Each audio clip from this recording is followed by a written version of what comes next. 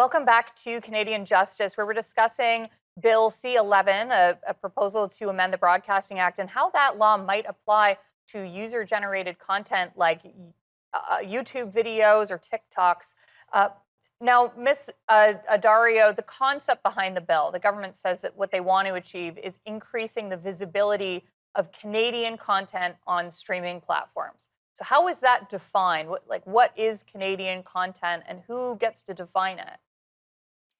That's a great question, and it's really key to understanding this legislation. So, Canadian content is defined as it is under this bill by a points based definition system called CanCon that actually has not been updated in almost 40 years. It was built for the broadcasting era, and this bill is trying to force our internet regulation under a model of broadcasting, which, as we know, is just simply not the way the internet works. So, as it stands, many online content creators will not financially or promotionally benefit from the existing CanCon system. And it's unclear if they'll benefit under this bill. As soon as we see this bill go through, the first day that it's active, our content creators will suffer in Canada. They will not qualify for financial support, and yet they will see their content be regulated and may see their content deprioritized in feeds. If Sorry, you're a continue. if you're a content creator whose content is not designated as Canadian enough, you will see that content deprioritized and pushed down in searches, which is integral to the success of creators in Canada. So, Professor Geist, I want to talk about this pushing it down in searches or boosting content up in searches. How exactly would that work? Would it mean that platforms like YouTube need to modify their own algorithm in order to for have content boosted?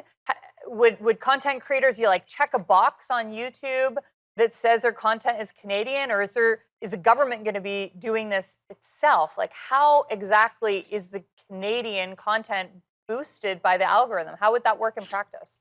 Yeah, no, you're asking a lot of, I think, the right questions. In fact, some of those came up at a Senate hearing where they started trying to ask those questions of government officials in the CRTC. And I have to say that at this stage, it's pretty clear the government itself doesn't have a lot of good answers.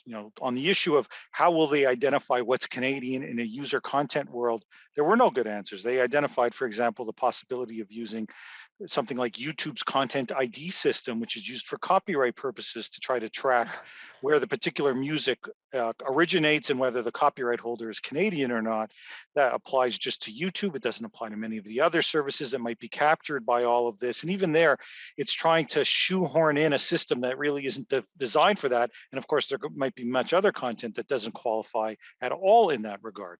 Even if they are able to identify, it's through an opt-in system or some other system for what counts. At the end of the day, the concern is as I think Rosa just noted, that the CRTC may effectively go to these platforms and say, okay, you've got to prioritize Canadian content.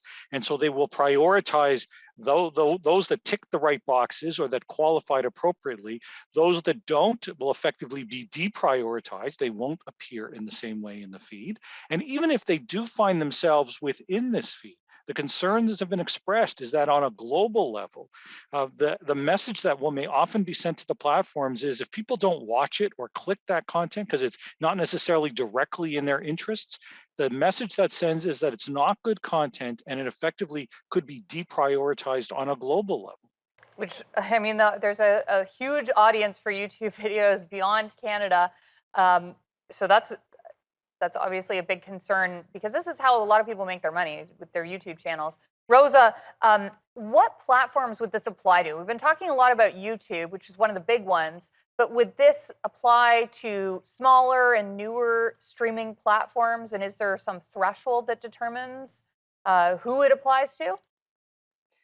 It's a great question. So it's true what you're saying that it will apply to those big streaming giants we think of like Netflix and YouTube and Spotify, but it will also apply to smaller independent platforms like BritBox, like Twitch, like podcasting apps, basically anything that hosts visual or audio content. So there's a real concern that we'll see these small independent platforms that host this content leave the Canadian market because they're not able to meet the requirements to host large quantities of Canadian content. Just really briefly, Twitch is a gaming, it shows videos of games. Like, would a Canadian gamer qualify? Because the games are not Canadian games.